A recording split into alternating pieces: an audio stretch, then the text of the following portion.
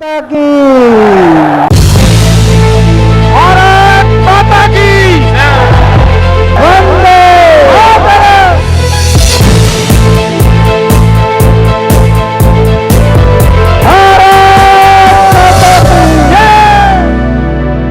हम स्टूडियो में बैठे मेहमान से बात करेंगे, लेकिन बाहर हमारे साथ जुड़े हैं नवीन जिंदल, वरिष्ठ नेता हैं, हरियाणा से सांसद हैं। जिंदल साहब कांग्रेस के नेता हैं। जिंदल साहब, जो तस्वीर अभी दिख रही है, अन्ना हजारे ने अनशन तोड़ा है, हॉस्पिटल जा रहे हैं, 13वां दिन और 12वें दिन संसद से जो प्रस्ताव पारित हुआ, पहले आप इसको किस तरह से देखते हैं? जनता की जीत, संसद की जीत, किसकी जीत है, क्या है ये?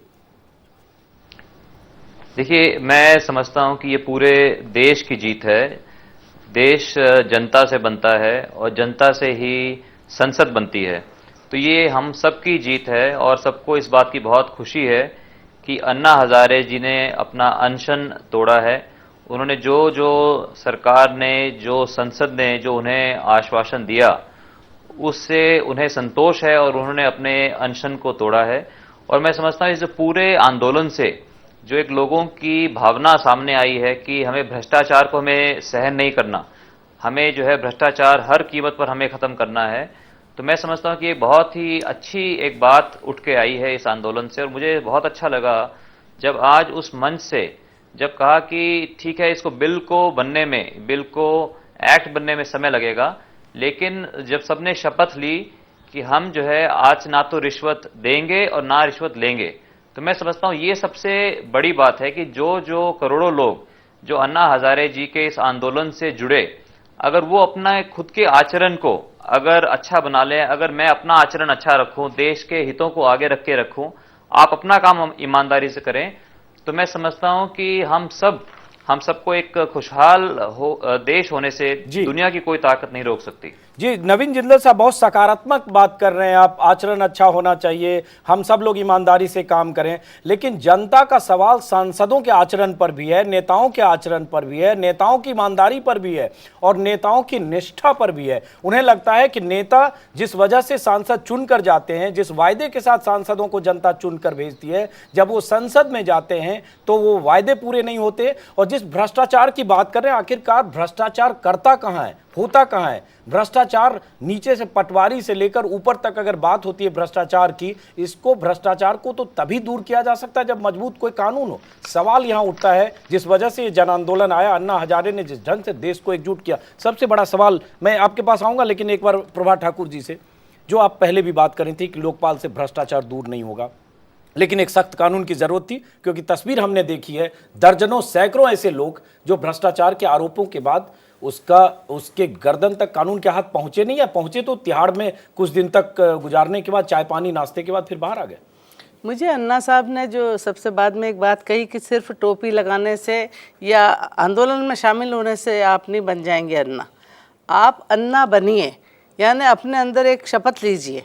हर एक से जो उन्होंने आह्वान किया है पूरे देश को, उसको देश को अगर समझ लेगा, तो मैं समझती हूँ कि अपने आप इस देश से भ्रष्टाचार भाग जाएगा, भ्रष्टाचार में बहुत कमी आ जाएगी। एक बहुत ज़रूरी है संकल्प, क्योंकि एक बहुत चिंता का विषय है। 25 वर्ष पहले, मैं एक हकीकत बताना चाहती हूँ समाज की। 25 वर्ष पहले तक कोई रिश्वत के लेन देन होता था तो लोग उसे छुपाते थे, उस पर शर्मिंदा होते थे, लोग उसका कहीं थोड़ा बहिष्कार करते थे। आज स्थिति ये हो गई है, हम कहीं शादियों में जाते हैं और पूछते हैं, कोई महिला पूछ रही, भाई आपका दामाद क्या करता है? भाई इंस्पेक्टर है। तो भाई कितनी तनख्वाह है?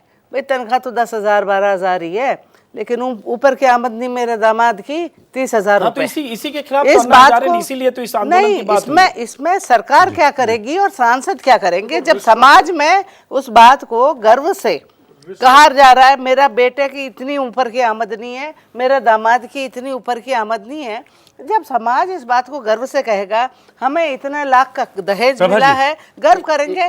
बताइए भ्रष्टाचार की जड़ें कितनी गहरी हैं। तो अब भ्रष्टाचार पे जब गर्व होने लग गया तो और कई जगह वो शिष्टाचार बन गया, तो वो तो संकल्प सब लेंगे सामूहिक, वरना अकेले सरकार क्या कर लेगी? मीना साहब, आप कुछ कहना चाह रहे हैं? सिर्फ सांसद क्या कर लेंगे? ऐसा एक आंकड़ा आया है कि दुनिया में 3 करोड़ 30 लाख कानून बने हुए हैं। कानून बने हुए, कानून से भय पैदा होता है, लेकिन जब तक देश में चरित्र निर्माण की पहल नहीं की जाएगी, सिद्धांतवादी आदर्शवादी लोग तैयार नहीं होंगे, मूल आधारित राजनीति पर जोर नहीं दिया जाएगा, जिसमें एक पहल है चुनाव सुधार। चुनाव सुधार होना चाहिए, क्योंकि चुनाव ही भ्रष्टाचार की मूल जड़ है। जिस भ्रष्ट आचरण से संसद में लोग पहुंचते हैं वो भ्रष्टाचार को प्रमोट करते हैं। इसलिए पहला पॉइंट है भ्रष्ट आचरण को बंद करना। चुनाव सुधार की जो बात बहुत दिनों से देश में उठ रही है और अब अन्ना जी पहल करना चाहते हैं, निश्चित रूप से चुनाव सुधार होना चाहिए, जिससे अच्छे लोग संसद में आवें और अच्छे उनके विचार हो। भ्रष्ट लोग, बहुबुली, धन बल वाले लोग नहीं आवें, इसकी आवश्यकता है, क्योंकि माफिया। लेकिन केएल मीना साहब, माफ करें बीच में रोक रहा हूं, ये तो एक आदर्श स्थिति है जिसकी कल्पना 64 साल पहले जब इस देश में संसदीय प्रणाली आई थी तब भी था। जेपी भी बोलते रहे, लोहिया भी बोलते रहे, और ये तमाम बातें पिछले 63-64 साल से हो रही है, लेकिन तस्वीर बदली नहीं है। केवल मात्र ये कानून से नहीं बदल सकती। कानून भय पैदा करेगा, कानून अच्छे आदमी संसद विधानसभा भेजने में लागू होगा, लेकिन देश का चरित्र निर्माण बहुत जरूरी है। जैसे अन्ना जी ने भी कहा कि केवल अन्ना की टोपी लगाने से अन्ना नहीं बन जाओगे, आपके संस्कार, विचार, चरित्र, आदर्श, सिद्धांत, मोरल अच्छा होना चाहिए। जब देश में अब अपने कुरान की आयत है, गीता का निष्काम कर्म योग है, और जो भी धर्मों के जो धर्मगुरुओं के प्रवचन है या ग्रंथ हैं, अगर उन पर भी अपन पहल कर लें तो ये स्थिति देश में नहीं बने। बिल्कुल सही कह रहे हैं श्रवण गर्ग जी। एक सवाल है, शिष्टाचार, भ्रष्टाचार जब शिष्टाचार बन जाए, जो प्रभा ठाकुर बोल रही हैं, और सिस्टम में जो भ्रष्टाचार है उसकी बात भी हो रही है। अन्ना हजारे लगातार पटवारी से लेकर मंत्री तक की बात भी करें, संतरी से मंत्री तक। सवाल उठता है जो सिस्टम में भ्रष्टाचार है, अगर डाउन द लाइन है, तो इसके लिए क्या जिम्मेदार जनता है या जो व्यवस्था और सिस्टम जो बना है वो है? अगर इंस्पेक्टर 10,000 की तनख्वाह वाला इंस्पेक्टर 20 करोड़ कमा लेता है, अगर मध्य प्रदेश का 2 IAS अफसर दंपति 400 करोड़ की प्रॉपर्टी अरविंद जोशी और बीनू जोशी अर्जित करते हैं, तो इसके लिए जनता कहां जिम्मेदार है? सिस्टम में खामियां है। इसके लिए तो सिस्टम में खामियां हैं, और सिस्टम का लोगों को डर नहीं है। अगर इस लोकपाल के बिल से और चुनावी सुधार से सिस्टम के प्रति लोगों में डर पैदा हो जाए और बेटे और दामाद जब जेलों में पहुंचने लगेंगे, तो मेरे ख्याल से ये जो एक इसको स्टेटस सिंबल बना लिया है ऊपरी आमदनी को, ये अपने आप खत्म हो जाए। एक बार हमारे साथ कुमार कुंदन है, जिन्होंने रामलीला मैदान से तस्वीर भेजी है। रामलीला मैदान में क्या हो रहा है हम दिखाते हैं कुमार कुंदन के जरिए वो तस्वीर, और उसके बाद इस चर्चा को जारी रखेंगे।